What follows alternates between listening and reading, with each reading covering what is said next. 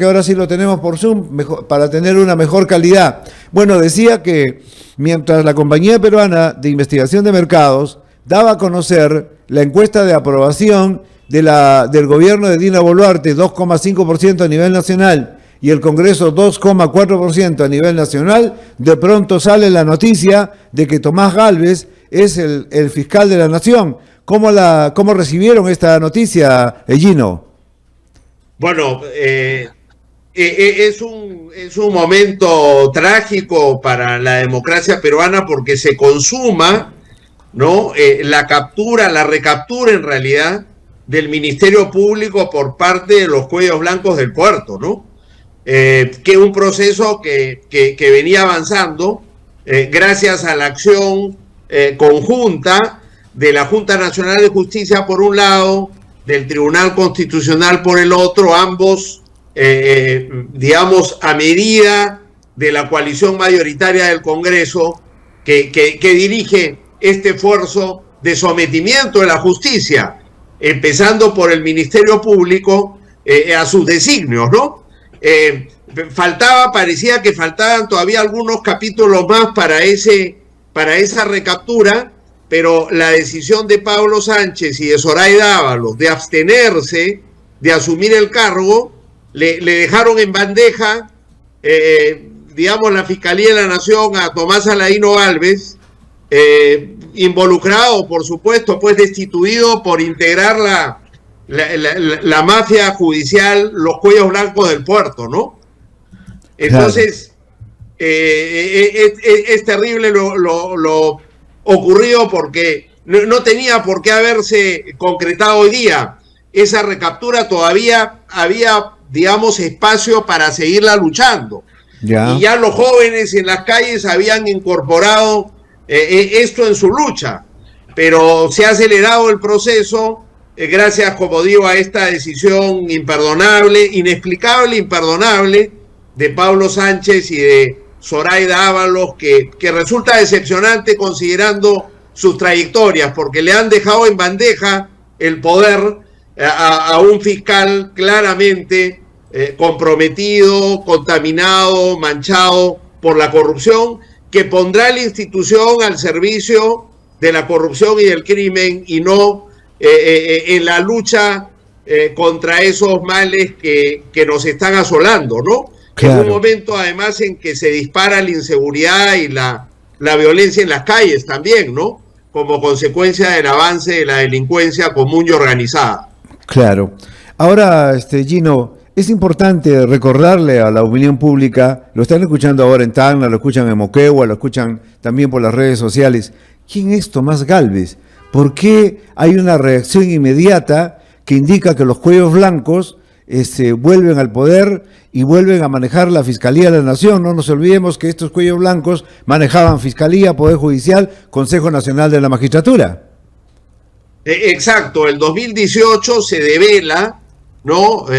Una mafia judicial que operaba desde el antiguo Consejo Nacional de la Magistratura, que es hoy día la Junta Nacional de Justicia, que nombra y destituye a jueces y fiscales, digamos, vinculada además a la Corte Suprema de Justicia, a la Corte Superior del Callao y a varios fiscales supremos.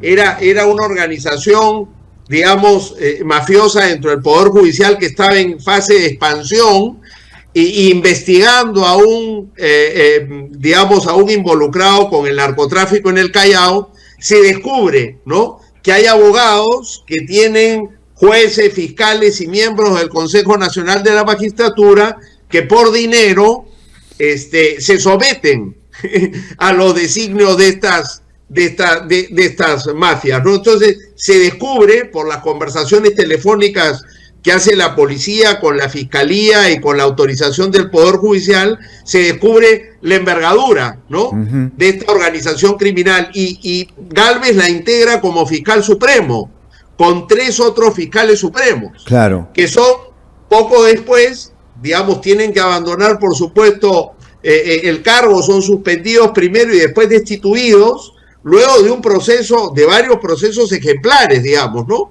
Con el debido proceso se defiende, pero queda claro que están comprometidos en graves hechos de corrupción y que gente con esos antecedentes no puede, pues, seguir al frente de la institución encargada precisamente de investigar la corrupción del crimen y llevarla ante la justicia, ¿no?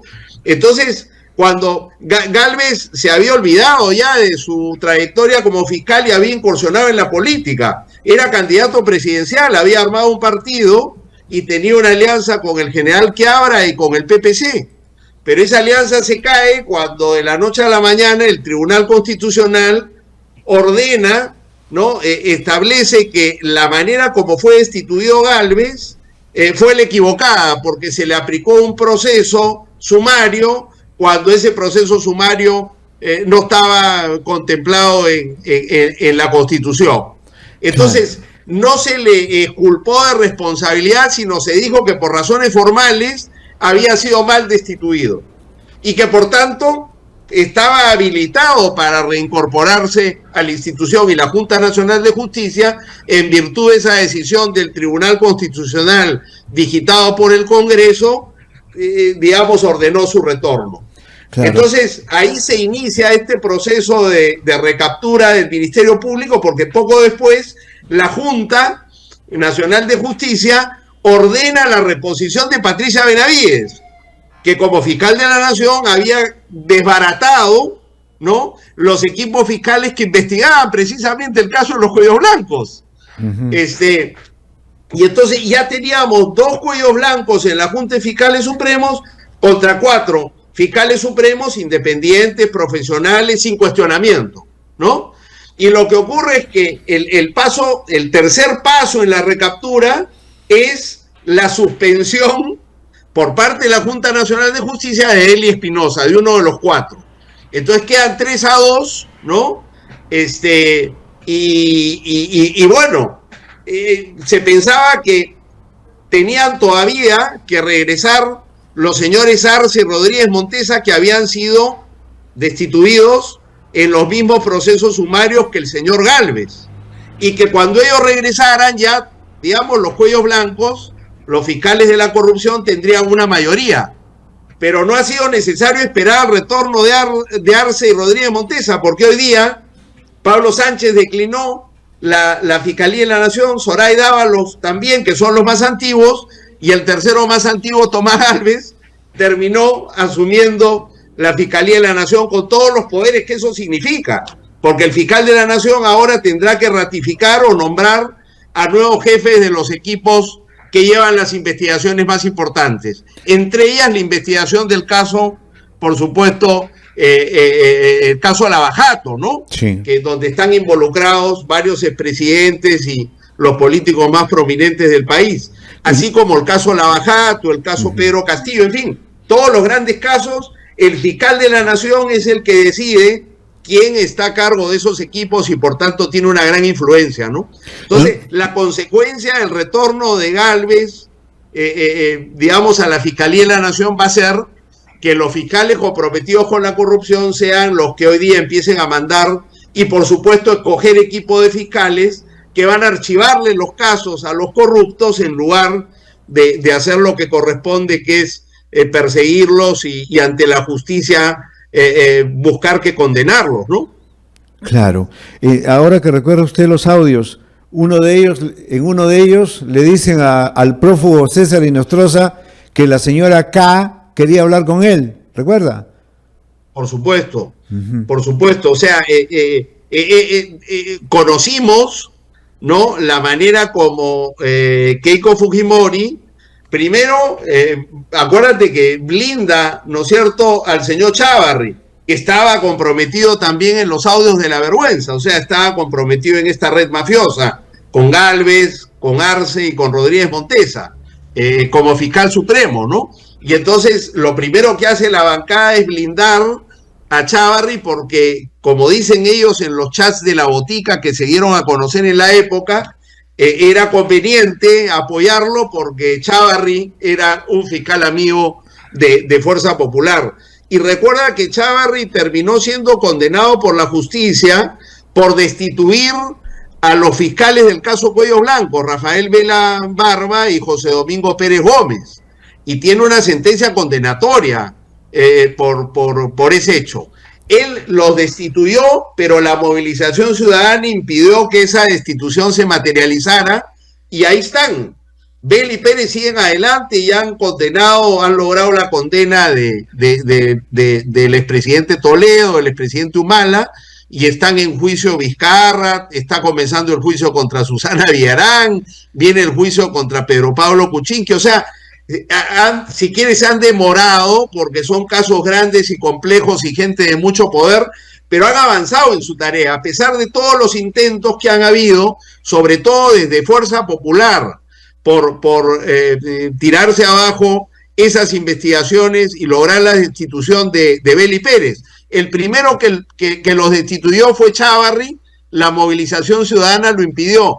La que estaba en camino a destituirlos era Patricia Benavides, pero recordarás ahí que las investigaciones de Marita Barreta y el general Harvey Colchado develaron ese intento, ¿no?, de deshacerse de los fiscales, y dieron a conocer además el manejo doloso de Patricia Benavides, ¿no?, que también ha regresado a la Junta de Fiscales Supremos. Sí, y eso impidió que se tiraran abajo a Bel y Pérez, pero lo que uno sospecha, si me permites para terminar la idea, sí, es que ahora con Gálvez de fiscal de la Nación, lo primero que hará es remover a Rafael Vela y a José Domingo Pérez de los cargos que vienen asumiendo. Sin ninguna duda. ¿Y cómo han recibido? Bueno, el fujimorismo ya se pronunció a través de un rabioso Fernando Rospigliosi.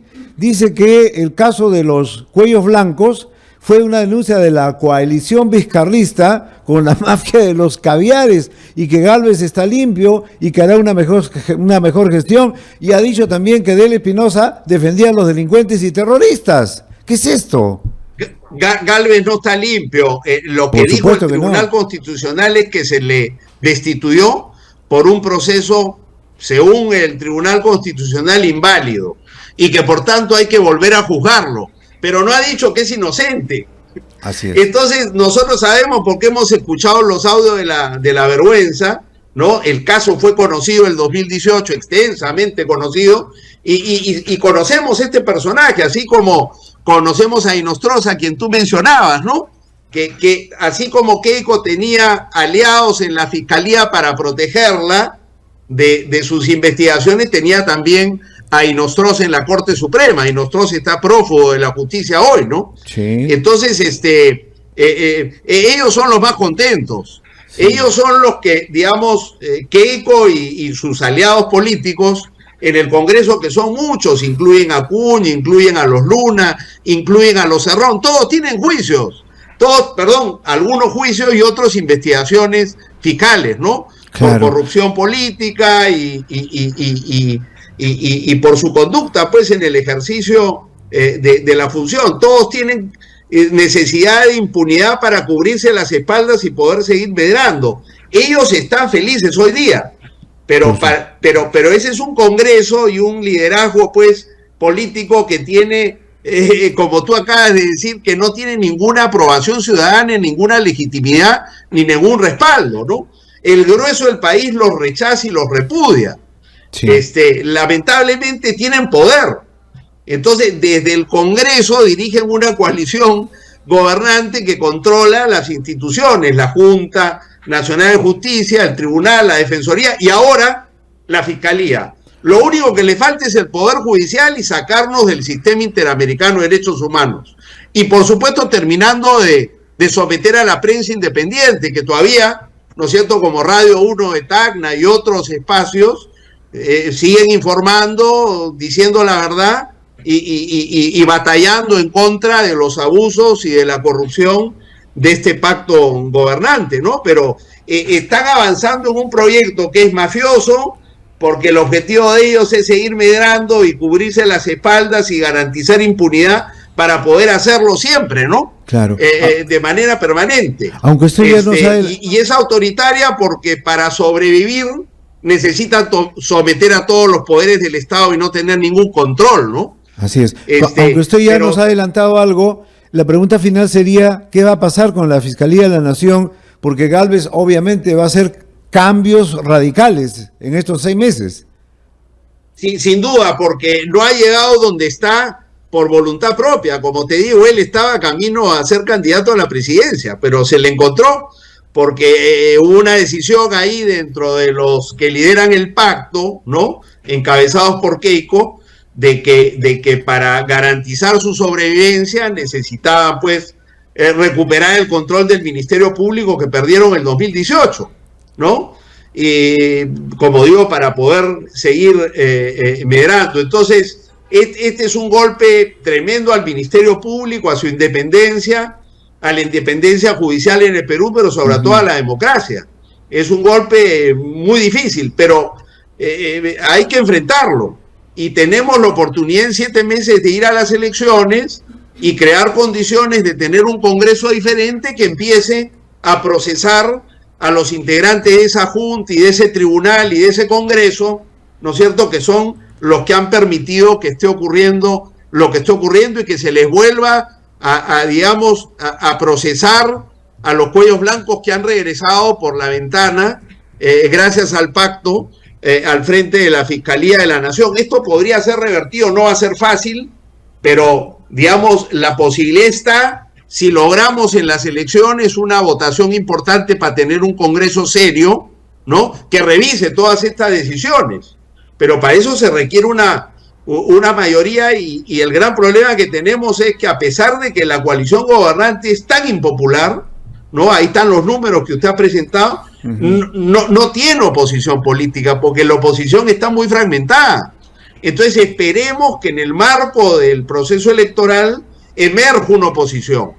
Y lo que hay que pedirle ahora a los candidatos es que se definan frente al retorno de los cuellos blancos, se definan frente a la Fiscalía de la Nación en manos de Tomás Aladino Gálvez, se definan en relación al retorno de Patricia Benavides y a la conducta que está teniendo la Junta Nacional de Justicia y el Tribunal Constitucional, porque tenemos que votar por alguien que nos garantice, ¿no?, que estos destrozos a la institucionalidad del país pueden ser detenidos y revertidos, ¿no? No vaya a ser que votemos por alguien que nos habla bonito y resulta que terminan acomodándose con el pacto y siendo, digamos, y usufructando de una cuota de poder dentro del pacto. Lo que queremos es líderes democráticos que frenen la deriva autoritaria y que permitan reconstruir la democracia que estamos perdiendo, ¿no? ¿Usted cree que la generación Z seguirá porque ya han tomado una iniciativa? Mira, la generación Z está dando el ejemplo hoy día. Sí. Es la que está peleando en las calles y es la que está enfrentando valientemente a la policía, la policía del pacto, abusiva, prepotente, violenta, provocadora, ¿no?, que provoca a los estudiantes, los agrede con las bombas lacrimógenas y después cuando los estudiantes y los jóvenes responden, acusa a los manifestantes de haber generado la violencia. No, acuérdate que es una policía además cuyo jefe ha sido suspendido por el Poder Judicial, con efecto inmediato, pero sigue usurpando la función hasta fines de septiembre para que pueda cumplir 40 años en el mando. Este es el señor Sanabria. Ayer ha habido un reportaje en la televisión dando cuenta de malos manejos cuando fue director de las escuelas de la policía. Es una persona sumamente cuestionada. Bueno, este es un hombre al servicio, por supuesto, del pacto. Es una policía totalmente sometida a esa coalición gobernante y por tanto abusiva, prepotente. Ya conocemos su actuar cuando las protestas del sur en diciembre del 22 y enero y febrero del 23, ¿no? Ese es otro asunto que si queremos justicia necesitamos votar bien en las próximas elecciones y necesitamos además apoyar a los jóvenes en su movilización, porque si solo esperamos a las elecciones en 7 meses terminan de destruir todo. Hay que frenar al pacto en su pretensión de someter a todas las instituciones, ¿no es cierto?, sacarnos del pacto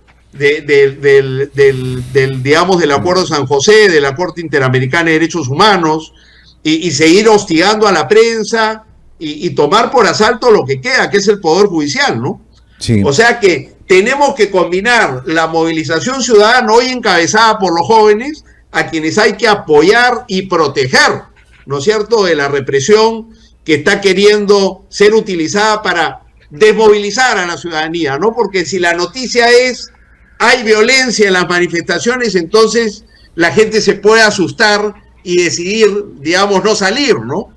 Ese es el propósito ahorita de la policía. Hay que impedir que la policía recurra a la violencia, que se sostenga la movilización, que otros sectores se sumen a los jóvenes, los transportistas que hasta hace poco han estado también movilizándose en las calles contra la inseguridad y la violencia, mercados, en fin, el SUTEP también entiendo que respaldaron la última convocatoria de los jóvenes, la CGTP debería movilizarse, en fin, en general tiene que ser una movilización ciudadana amplia, encabezada por los jóvenes, que se enfrente al pacto y que detenga, ¿no es cierto?, esta deriva autoritaria y que permita, digamos, construir un gran frente social y que eso se traduzca también en una cierta capacidad política de cara al próximo proceso electoral, ¿no?